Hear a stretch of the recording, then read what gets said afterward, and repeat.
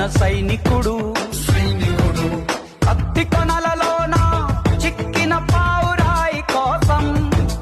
ప్రాణ కవచమై రణముకు వచ్చిన రక్షకుడు గుండె లోతులో తెగిన గాయమై తగువు న్యాయమై వచ్చాడు కంచు కోటలో రాకుమారి పెదవంచులపై తిరునవ్వవుతాడు వీడే వీడే నీ తక్షణ రక్షణ లక్ష్యకుడే వీడే వీడే నీ లక్షల